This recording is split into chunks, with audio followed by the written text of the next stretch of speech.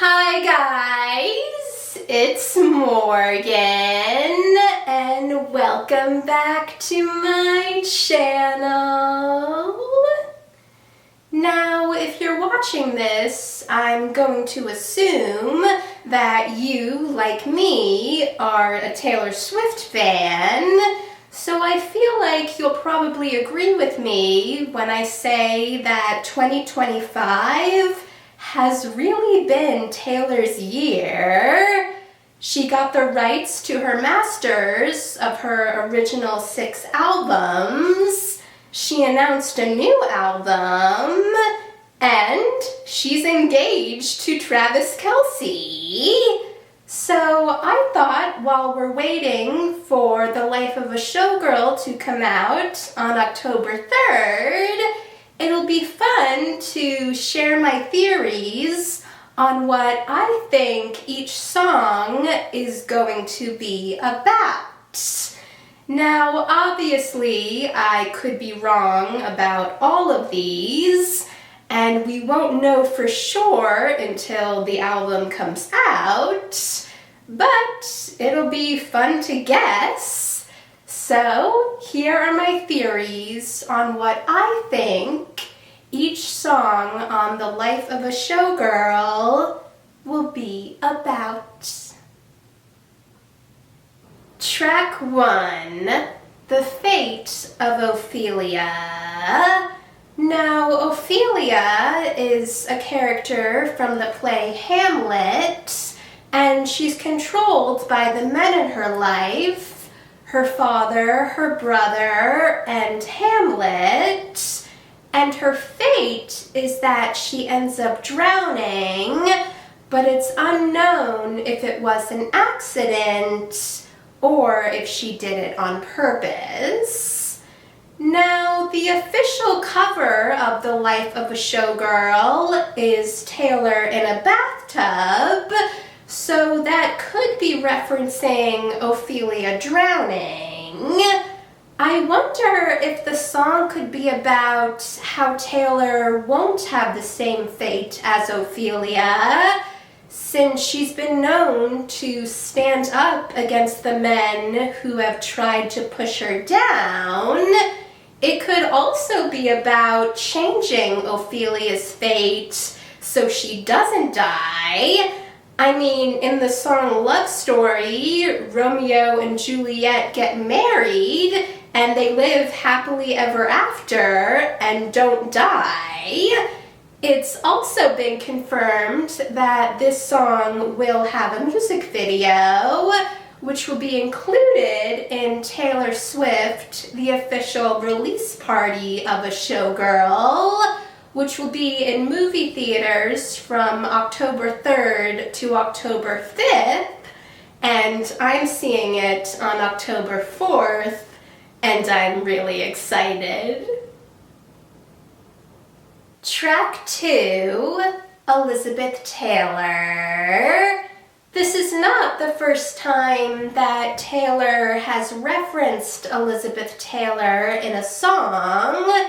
The first time was in the song Ready For It, where she sang, "And he can be my jailer, Burton to this Taylor," which references Elizabeth Taylor and her husband, Richard Burton.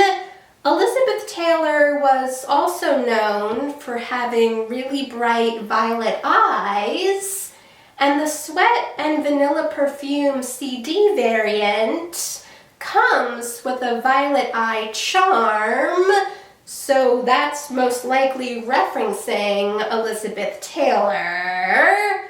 I wonder if this song could be about how Taylor relates to Elizabeth Taylor, since they both are/were very successful women, but they both also had their personal lives focused on by the media.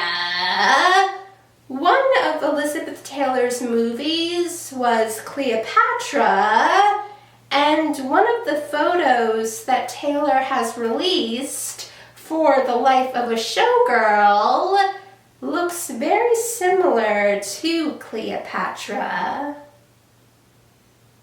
Track 3, Opalite. Now, an opalite is a man-made opalescent glass that gives the appearance of an opal. So even though opalites and opals are two completely different things, Travis Kelce's birthstone is an opal, so it's possible this song could be about him, but I can't help but wonder if it's possible that it could be about Maddie Healy, just because an opalite gives off the appearance of an opal, but is not an opal. I'm wondering if it could be about how Taylor thought that Maddie was the perfect guy for her, but realized that he wasn't.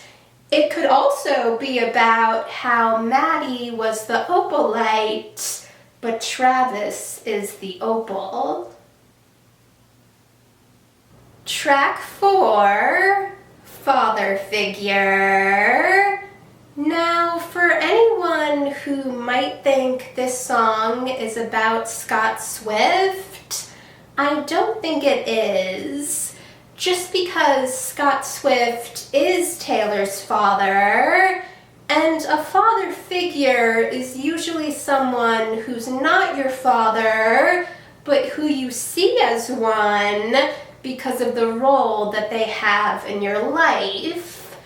Now, the only person that I can think of that Taylor might have seen as a father figure is Scott Borchetta, who had signed Taylor to the label Big Machine Records at the start of her career, and then ended up selling her masters to Scooter Braun, who was someone that Taylor didn't get along with, and Scott Borchetta knew that. So this song could be about how much Taylor trusted Scott Borchetta until he sold her masters. Track 5, Eldest Daughter. Now, if you're a Taylor Swift fan, then you'll know that all of her track 5s are vulnerable songs. So it's safe to say that Eldest Daughter will not be an exception. I wonder if it could be about what life is like for Taylor as the eldest daughter, and the kind of responsibilities that she has because of it. Although, to be fair, she's not only the eldest daughter, she's also the only daughter, since she only has a younger brother, Austin Swift. Whatever this song is about, since the track 5, it's safe to say that it'll touch the heart. Track 6, Ruin the Friendship. When I first heard this title, I was thinking that it could be about getting into a romantic relationship with someone who was a friend, but it not working out, and you end up ruining the friendship. Or it could be about how you want to risk the friendship because the feelings that you have for the person are so strong. Now, I know that the theory that has been getting a lot of headlines about this song is that it's about Blake Lively and the fact that Taylor was pulled into Blake's lawsuit that she has against Justin Baldoni. And while I get why people might think that, I don't think it's true. Just because even if Taylor and Blake aren't friends anymore, Taylor is the godmother to Blake and Ryan Reynolds' kids. So I feel like she wouldn't do a song about this situation because she obviously cares about their kids and wouldn't want them to hear it one day. Also, we don't actually know what the status of Taylor and Blake's friendship is. They might not be friends anymore, or they could still be friends and are just being less public about it while the lawsuit is going on. Track 7, Actually Romantic. I wonder if this song could be about when Taylor and Travis started hanging out before they were official, and based on things Travis would do, Taylor realized that he was actually romantic. I mean, we found out in the New Heights podcast that people in Taylor's life who knew Travis were telling her how great he was, and maybe this song is about her realizing that it's true. Track 8, Wishlist. I think that this song is about Taylor getting the rights to the masters of her original 6 albums. Just because I feel like that would have been something that she would have had on her wish list, and it explains why there's $signs in the title instead of S's, since she would have needed to raise the money to buy the masters. And since Taylor told the story about what it was like getting her masters during the New Heights podcast, I feel like that would be something she would write a song about. It was also really sweet when Taylor talked about the moment that she told Travis that she had gotten her masters, and he at first thought something was wrong because she was crying. Track 9, Would. Now, this is probably the one song that has everyone confused, since it could be about anything. I've seen some people point out how there was a statue of Pinocchio behind Taylor and Travis during the New Heights podcast, so it's possible that that could be connected to this song, and it's maybe about how Taylor feels like a puppet sometimes. I know that some people have said that they think this song might be risque, but I don't know. I do know that the It's Frightening variant of the CDs comes with a wooden heart charm, so that could be connected to this song. Track 10, Cancelled. It's interesting that Taylor spelled canceled the British way with 2 L's instead of 1, and I don't know if that could be connected to the song, but the only thing that I can't stop thinking that this could be about is about a certain someone who also tends to tweet in all caps and use exclamation points, and has made it pretty clear that they don't like Taylor. I mean, Taylor did mention the number 47 in the New Heights podcast twice, so you never know.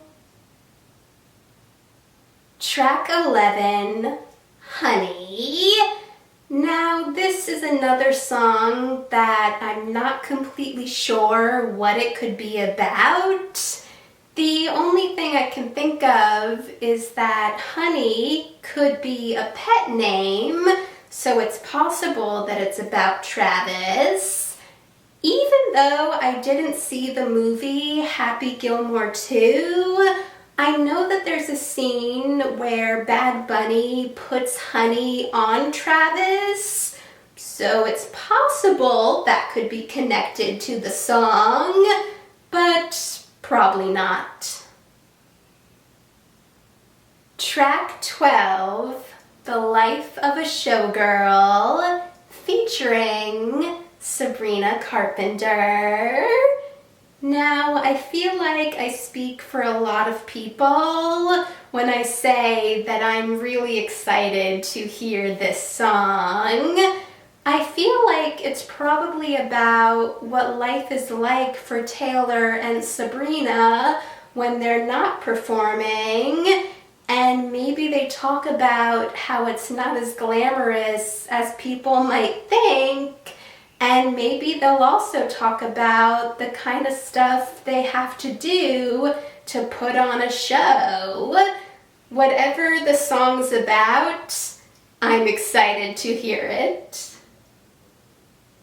Thanks for watching, guys!